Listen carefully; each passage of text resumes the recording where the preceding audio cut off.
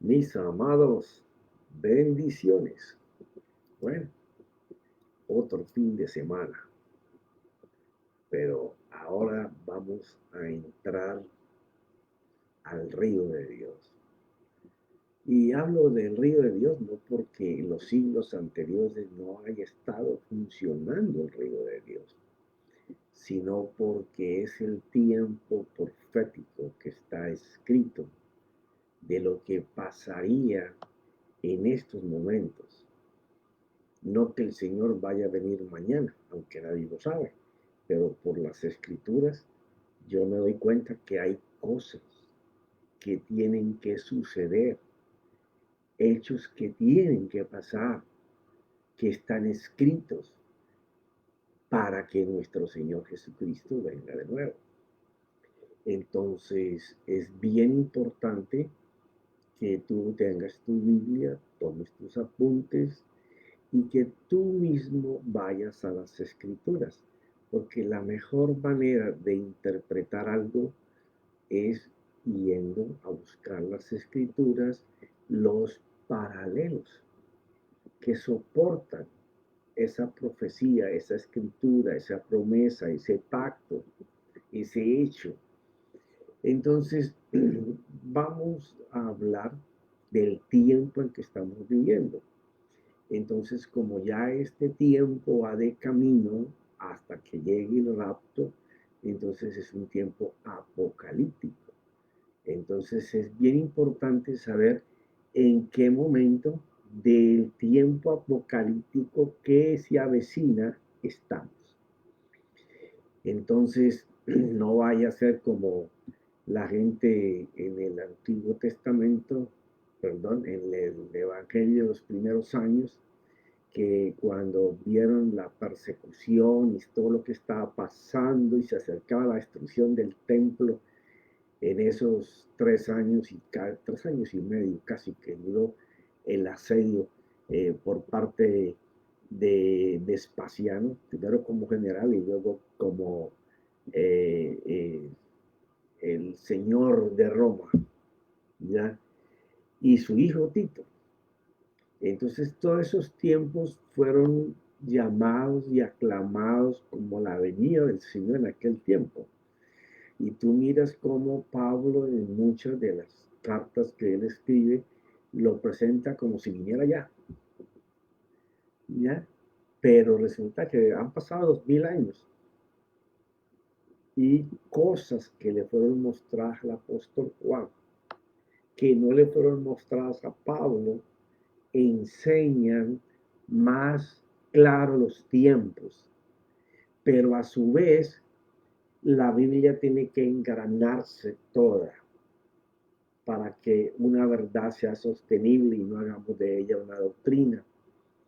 Entonces tenemos que mirar lo que le fue mostrado a Juan, a quién más le fue mostrado antes.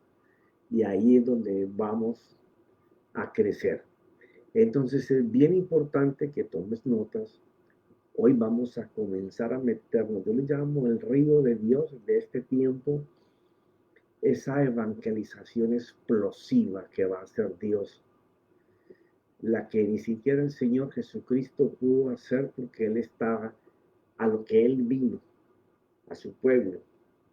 Y luego los apóstoles a donde hasta ellos alcanzaron. Pero estamos en el tiempo y en la época para que las cosas sucedan. Entonces, tenemos que retomar una parte donde quedamos, que hablamos hasta la destrucción del templo. Pero después el Señor siguió hablando y Él siguió explicando de las cosas que vendrían. Entonces, vamos a trabajar con Mateo, Lucas, Marcos, Tesalonicenses, ya Filipenses, eh, con Ezequiel, Daniel y otros profetas que están ahí delante. Esto es para gente que de verdad quiere saber cómo se va a desarrollar este tiempo. Si usted no está interesado en coger escrituras, leer, meditar sobre ellas, pues esta charla no es para usted. Posiblemente usted está esperando una charla motivacional para que su fe se levante. No, aquí vamos a hablar de fe, pero una fe basada en hechos reales, que depende todo de Dios.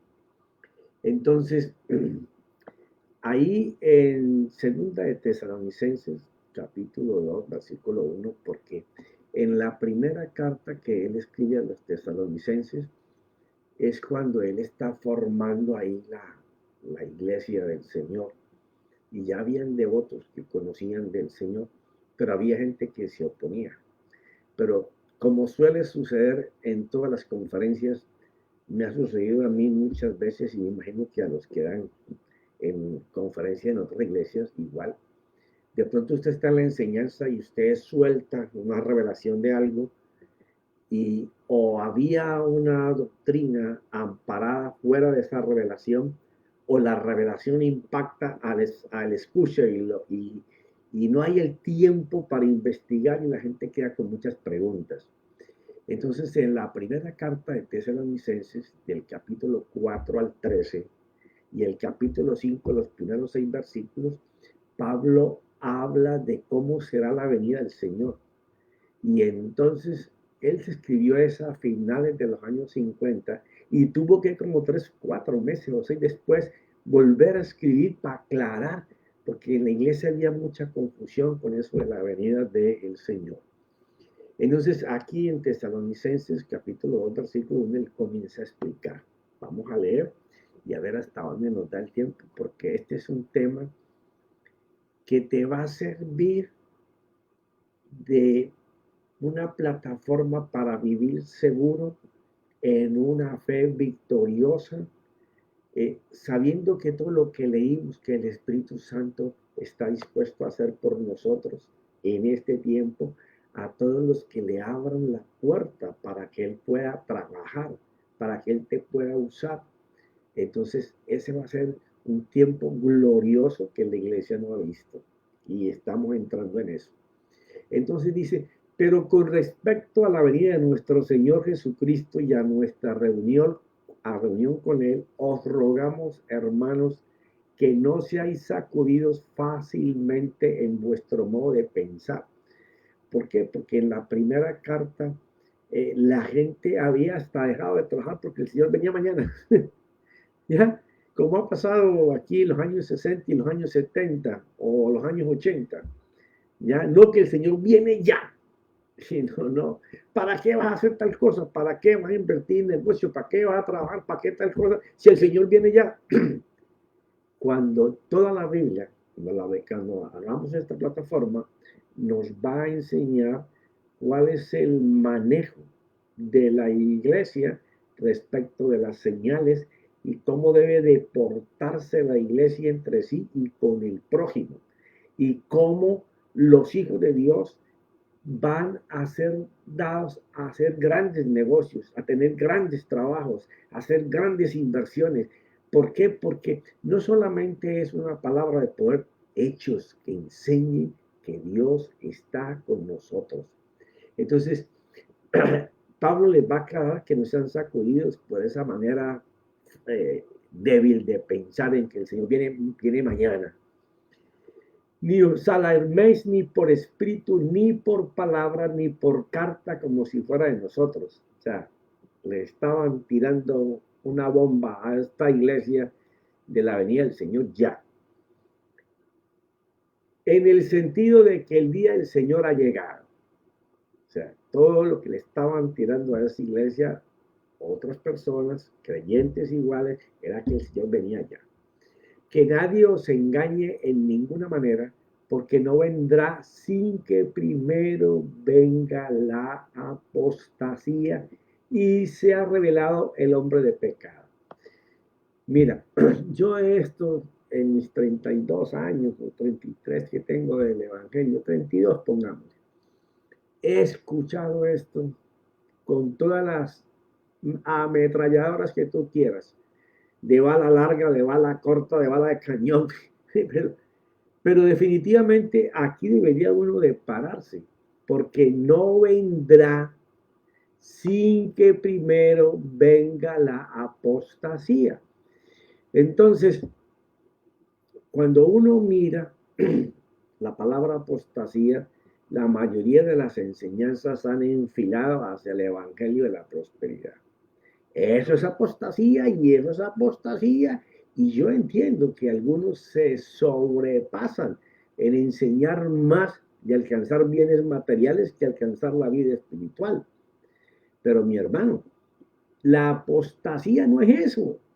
La apostasía es toda creencia que se levanta en contra de Dios, de Jesucristo como Hijo y del Espíritu Santo. Está en contra de eso. Todavía no estamos allí. Hay algunos brotes en muchas otras creencias, pero no estamos en el nivel que Pablo está narrando ahí. ¿Ya? O sea, cuando se levante esa apostasía de tal manera que se vaya en contra de todo lo que Dios dice y de todo lo que Dios dice que va a hacer y de todo lo que Dios habla que hará.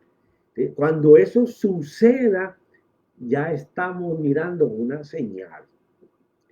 Y al tiempo se ha revelado el hombre de pecado, el hijo de perdición, el cual se opone y se exalta sobre todo lo que se llama Dios o es objeto de culto. O sea, no solamente tiene que haber una resistencia, una lucha contra el Evangelio y la gracia de nuestro Señor, contra el Padre, contra el Hijo y contra el Espíritu Santo, sino que se tiene que levantar una persona que va a liderar, que el pecado es una forma de vida. O sea, vamos a llegar a cosas inmorales más grandes que las que estamos viendo hoy, ya mucho más grandes. Por ejemplo, estaba mirando un cortometraje y ya en Japón están haciendo robots femeninos y hombres para que te agraden sexualmente como tú quieras, ¿ya? Con órganos genitales como tú los pidas y que te van a satisfacer por el tiempo que tú quieras. Ya está funcionando. O sea, hay una decadencia que va a ir, se va a ir, se va a ir hacia abajo y cada vez va a ir más profundo, porque tiene que ir los dos de la mano hasta que la inmoralidad sea la regla para vivir. Y la iglesia va a estar en medio de toda esa asquerosidad de desorden moral, ¿ya? Entonces se va a levantar y el hijo de perdición, el cual se opone y se salta sobre todo lo que se llama Dios.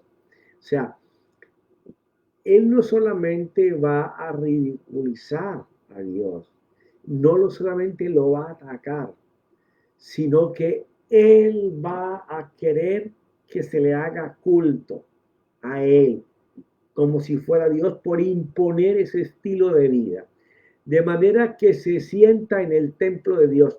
Y aquí es donde está la discusión. Cuando nosotros hablamos de que se presente, de manera que se sienta en el templo de Dios. Ok. Hay un templo ahora físico en donde nosotros vamos a adorar y alabar a Dios. No, nosotros no somos de esa creencia. Cuando Pablo está escribiendo esto, el templo está todavía levantado. Él lo coloca como una figura. Pero si Dios ha creado el templo de él con sus propias manos y está dentro de nosotros, pues para mí me suena como más en balance, que es que se va a entronar y se va a sentar en muchos templos, no en uno, de personas que se van a dejar arrastrar y llevar por la corriente del pecado. ¿Ya? Y si fuera un templo físico, y si fuera un templo físico, vamos a ver en Apocalipsis en qué momento se levantaría un templo físico. Porque si el Señor levanta un templo físico y Él nos dice a nosotros que ya Él no habita en templos hechos por las manos del hombre, sino que Él mismo construye su propio templo dentro de nosotros para vivir, una de las dos cosas tiene que estar mal. Entonces tú me dirás a mí, no, es que eso es para el pueblo de Israel que tiene que levantar un tercer templo. Para mí sería el cuarto, porque yo valgo el tabernáculo donde había presencia como si fuera un templo, aunque se le llamó tabernáculo. Ya el de Salomón, que al final fue un desastre completo, ya, y el de Herodes, que fue destruido 70 años después. Entonces, o Dios vive dentro del hombre y ahí hace su templo, o ellos van a tener la oportunidad de levantar un templo. Y entonces, ¿qué hacemos con las escrituras que dicen que en aquel tiempo cesará el sacrificio por el pecado? Y no aceptará Dios más sacrificios por el pecado que el de su Hijo. Está escrito y lo vamos a leer en los próximos días. Quiere decir que él cesó el sacrificio por el pecado. O sea que si ellos levantan un templo, toda esa gente se va a perder. Porque Dios no va a aceptar nada de lo que ellos hagan. Entonces, si fuera ese tercer templo, entonces esta persona seguiría sentada ahí en ese lugar. Pero lo malo es que el templo del Señor no tiene una silla para sentarse. Ay, mire el tabernáculo, mire el templo de Salomón, mire el de Herodes. No existe en el templo del Señor una silla, un trono donde se pueda sentar una persona. Dios lo hizo para que su manifestación fuera desde el lugar santo al santísimo. ¿Ya? Pero no existe una silla para que se siente, ¿ya? Presentándose como si fuera Dios. ¿No os acordáis de que cuando yo estaba todavía con vosotros os decía esto? Y vosotros sabéis lo que lo detiene por ahora para que se revele. Esto sí es una verdad para todos los tiempos. Para que sea revelado a su debido tiempo. O sea, hay una persona que mientras esté aquí en la tierra, el hombre de pecado, el maligno, Satanás, la bestia, lo que tú le quieras llamar, no se puede revelar, enseñar, mostrar. ¿Por qué? Porque el jefe está aquí, pues. El jefe está aquí en la tierra. Y si el jefe está en la tierra, él no cabe en la tierra. Él tiene que esperar que el jefe ascienda para poder mostrarse. O sea que eso que estamos leyendo no ha pasado todavía. Muchos de los tesalonicenses, viendo la persecución y el problema que tenían, por eso es que los capítulos iniciales fueron muy importantes, pensaban que ya venía el arrebatamiento por la aflicción que estaban viviendo, por la tribulación que estaban pasando, ¿ya? Pero Pablo es bien claro aquí en este punto.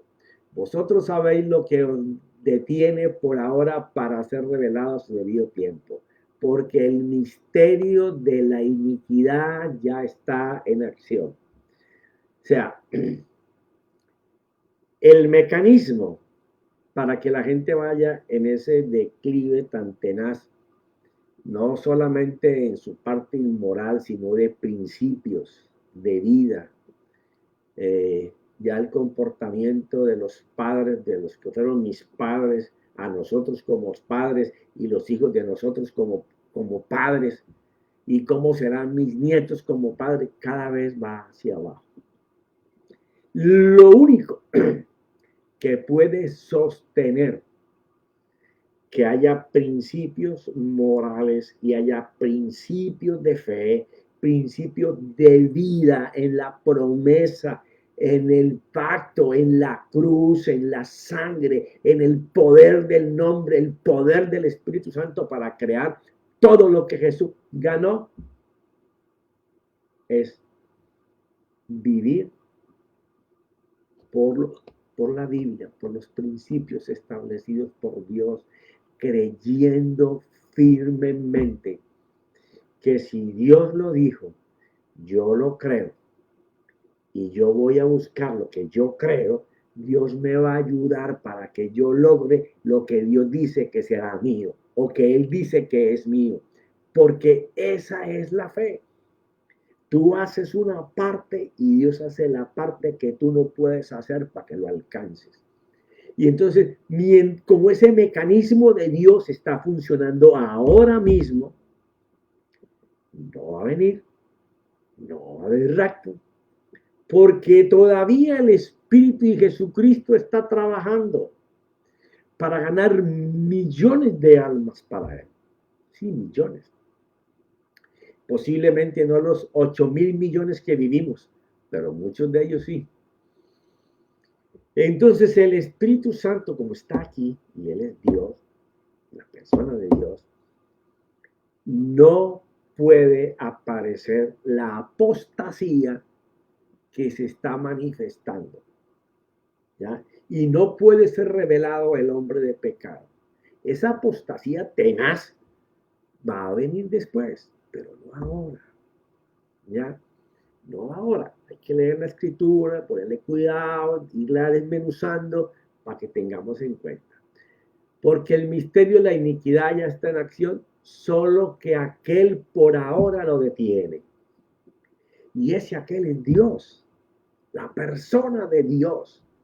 El Padre, el Hijo y el Espíritu Santo están deteniendo que el enemigo no venga a hacer el camino a la final. Porque cuando Él venga al camino a la final, sí habrá persecución, tendremos esa apostasía que está mencionada ahí, que se va a revelar, va a venir de un hombre de ellos, ya. La iglesia está aquí. La iglesia está aquí. Vamos a ver en Apocalipsis del 4 al 6, porque no, bueno, tal vez al 7 y al 8 un poquito, para darnos cuenta el momento que estamos viviendo, ¿ya? Entonces, saber que Dios está protegiendo su iglesia, que Dios está protegiendo la fe del creyente, que Dios va a hacer lo que usted cree y lo que usted dice que Dios hace.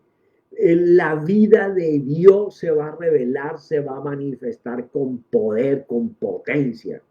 En donde no hay trabajo para muchos, usted va a tener trabajo. En donde nadie puede cosechar, usted va a sembrar y va a cosechar. Usted va a avanzar. ¿Sabe por qué razón? Porque es el tiempo en donde los que nunca han creído comiencen a ver a través de usted la manifestación poderosa de Dios en hechos, en palabras, en trabajos, en negocios, en abundancia, en salud. ¿Por qué? Porque es el tiempo determinado para que eso suceda. Solo que aquel por ahora lo detiene, lo hará hasta que él mismo sea quitado de en medio. Ok. ¿Hasta cuándo lo voy a tener? Hasta cuando él mismo se quite. Así como Jesús dijo, ustedes no me quitan la vida, yo pongo mi vida. Nadie me la puede quitar, yo la pongo. Y yo mismo vuelvo y la tomo. Esto es lo mismo, Dios es todopoderoso para hacer cualquier cosa. ¿Ya? Dios puede hacer eso y mucho más de lo que nosotros nos podemos imaginar o pensar. Y entonces, cuando Dios, en la persona de Jesucristo y el Espíritu Santo, se vayan de esta tierra, que no sean ahí solos, es lo bueno, no vamos a ir con Él. ¿Cuándo y cómo y en qué punto? Ya lo vamos a ver. Y tenemos que estar muy agudos en las palabras que vamos a estar leyendo. porque en ellos está escondida la revelación del tiempo que estamos viviendo hoy, lo que nos toca hacer, la misión y la revelación del poder de Dios para actuar en nosotros sus hijos, ¿ya? Y entonces será revelado cuando lo vamos con el Señor. Ese inicuo a quien el Señor matará con el espíritu de su boca. Eso es precioso, mire. Ese es el poder de la palabra. Cuando una palabra viene de la boca de mi Señor Jesucristo, porque Él es el verbo,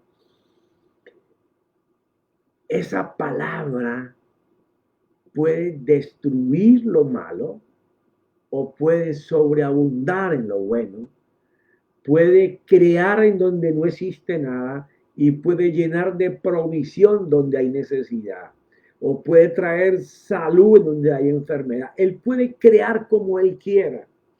Y entonces será revelado y inicuo a quien el Señor matará con el espíritu de su boca y destruirá con el resplandor de su venida. Eso es precioso. Yo sé que vamos a estar un tiempito allá con él en las nubes y toda la cosa, pero cuando venga, es lo que va a pasar. Mire el poder que tiene la palabra y la sangre. Apocalipsis 12:11, hablando de la iglesia y de los que van a estar del lado del hombre de pecado. Y ellos le han vencido por medio de la sangre del cordero y de la palabra del testimonio de ellos. Menospreciaron su vida hasta la muerte porque solo vivieron del evangelio. Porque este tiempo va a ser un tiempo en donde si la fe no reina, usted tendrá necesidad. Pero la fe que funciona no es la que solamente usted profesa palabras, sino en donde usted toma acción en las palabras que usted habla. Por eso hemos hablado de eso en varios capítulos. Imagínese esto. Tenemos que entrar a mirar en Apocalipsis qué representan los 4 seres vivientes delante del trono, porque allá sí hay silla.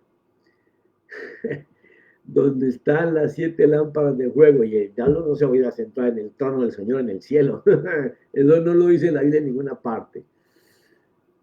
Están las 7 lámparas de fuego como representación del Espíritu Santo y delante de él los 4 seres vivientes que representan los 4 evangelios que dan testimonio del ministerio de nuestro Señor Jesús. Por eso tienen ojos por todos los lados, porque pueden mirar a los hombres en todo su hacer por la vida y están representados según la Escritura, porque ellos se escribieron sobre los hechos y palabras. Y esta palabra es espíritu. Por eso es que los escritos inspirados se vuelven espíritus de poder cuando los hablamos en el poder de Dios. Por eso este tiempo que viene es súper importante que las palabras llegadas a nuestro corazón sean plantadas por el Espíritu Santo y cuando los hablemos el Espíritu salga en ellas. Porque es el verbo de Dios, ¿ya? Entonces, por eso puede mirar en todas direcciones. Y yo digo que Pablo escribió Hebreos, aunque otros dicen que fue Lucas, pero por ese deleite con que Pablo traza la comparación de Hebreos a la puerta del tabernáculo de Moisés, al altar del sacrificio, al lavacro, al lugar santo y al santísimo. Eso no se lo dio Dios sino a él. Ya, vamos a leer este pedacito. Hebreos 4, 12, 13, el poder de la palabra de Dios. Porque la palabra de Dios es viva y eficaz. Bárbaro.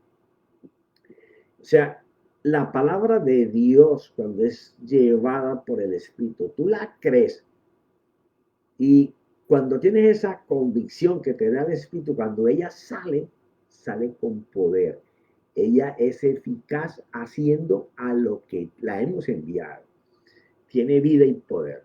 Y más cortante que cualquier espada de 2 filos, penetra hasta la división del alma y del espíritu, separa lo carnal de lo espiritual, de las coyunturas y los tuétanos, todo lo que está pegado a la naturaleza, lo saca a un lado y te deja ver lo espiritual.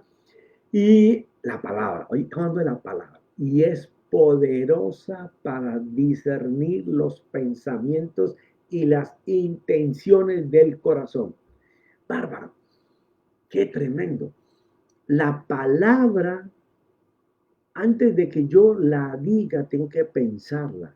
Y cuando yo la estoy pensando, antes de yo decir la palabra, puede ser una promesa, un pacto, algo que el Señor te diga, que sea la palabra. Antes de que tú la digas, la palabra va y examina tu interior para saber si estás pensando y vas a hablar una palabra con una intención diferente a lo que es la palabra. Sí, porque usted puede usar palabras de Dios para buscar cosas para usted. Y la palabra que usted está diciendo no es para usted. La palabra que usted está diciendo es para que otro se pueda servir de ella. O usted usando la palabra solamente con medios egoístas, solamente para usted. Por eso dice que es poderosa para discernir los pensamientos. Quiere decir que si lo que yo estoy pensando hacer no se alinea con el poder de esa palabra, yo voy a dar palabras que no van a cumplir nada, porque Dios no va a estar en ellas, aunque es la palabra de Dios. ¿Por qué razón? Porque las intenciones suyas o mías respecto a la palabra que estamos haciendo está llevando un significado personal, no un significado de Dios. Esa es la diferencia. Y las intenciones del corazón, ella va hasta lo más íntimo de la persona y somete a juicio los pensamientos, las intenciones del corazón de la persona que la va a hablar. Entonces, cuando usted lo habla, según sus intenciones, Dios convierte esa palabra en espíritu creador, suplidor, proveedor, sanador, o simplemente Dios no se monta en esa palabra. Así de fácil es que nosotros lo complicamos mucho. Y no hay cosa creada oculta a su vista. ¿Hayas leído esto antes? La palabra, fuera de que te discierne por dentro, te mira a través de ti y dice, no hay cosa creada oculta a su vista. O sea, la palabra me discierne mi pensamiento y la palabra mira lo que voy a hacer. ¿Eh? No hay nada oculto a ella. Ya tiene ojos para ver. ¿Eh? Claro, el verbo de Dios es una persona. Por eso puede hacer eso. ¿Eh? No hay cosa creada oculta a su vista. La palabra, como es espíritu, nos ve en todo momento. Ve si tenemos intenciones correctas o no, motivaciones correctas o no. Sino que todas las cosas están al descubierto y desnuda ante los ojos de aquel a quien tenemos que dar cuenta. Porque cuando nosotros no aprendemos que la palabra es lo que se cataloga en la Biblia como el verbo, y el verbo es una persona, ¿ya? En espíritu él vino y se hizo hombre para poder enseñarse a la gente, ya no solamente de voz, sino que pudieran ver físicamente la palabra en acción. Entonces, es bien importante para este tiempo que vamos a caminar en el poder de la palabra y del Espíritu, porque todo se va a hacer por fe. Aquí no es cuánta Biblia usted sepa. Aquí es cuánto Dios esté con usted en las palabras que usted hable. Aquí no es cuántos sermones usted pueda enseñar. Aquí es qué Dios hace cuando usted enseña. ¿A quién usted le está dejando huella de Dios en su corazón, en su mente, en su culto racional? su vida ha cambiado porque Dios agarró a esa persona, porque usted se dejó usar para que palabras de vida salieran a través de usted. Y que usted sepa que la obra la sigue haciendo el Señor Jesucristo. Él hace su obra en todos, con todos. Él es el hacedor de los milagros, de los hechos, de todo. Y usa a nuestro amigo el Espíritu Santo para que las palabras que él hable, igual cuando estaba en su ministerio, tengan la acción y el poder de Dios. Y lo quiere hacer contigo y conmigo. Y en este tiempo, que parece que todo va a ser difícil. Pero mis hermanos, se me terminó el tiempo. Pero el lunes vamos a entrar a Apocalipsis a revolcar todas esas cosas que están ahí para mirar el tiempo profético y lo que va a pasar en ese tiempo profético. Vamos a mirar a ver quiénes son los 24 ancianos y cuáles son los 4 mostretes esos que están allá al frente. Y perdóname la palabra mostretes, porque cuando lo leamos tú vas a ver ojos por todas partes, andan en unas ruedas voladoras que tienen ojos por todos los lugares, porque es la palabra. Por eso te leí aquí esto de la palabra, para que estés preparado para el día lunes. Pero bueno, mis amados, ve a tu iglesia, apoya a tu pastor, no lo dejes solo, ayúdale a hacer la obra. Porque si en este momento no nos podemos congregar, tenemos que hacer como el apóstol Pablo decía, estoy con ustedes en espíritu. Pero no solamente eso, él recogía ofrendas y les llevaba. Ayudemos a nuestros pastores, porque el tiempo es difícil, pero la obra continúa, ¿ya? Y los deseos de Dios en esos hombres y en esas mujeres continúa para salir adelante. Bueno, mis amados, bendiciones. Que el Espíritu Santo me los guíe y escuchen a sus pastores. No tienen que escuchar a otros, a sus pastores, porque su vida no va a ser edificada por otro pastor que está en otro país o en internet o en televisión. Es ese hombre y esa mujer que oran por usted, que cuando usted tiene una necesidad están con usted. Ok, mis amados, bendiciones, que el Señor me los bendiga grandemente. Asistan en el Espíritu en sus congregaciones. Bendiciones. Amén y amén.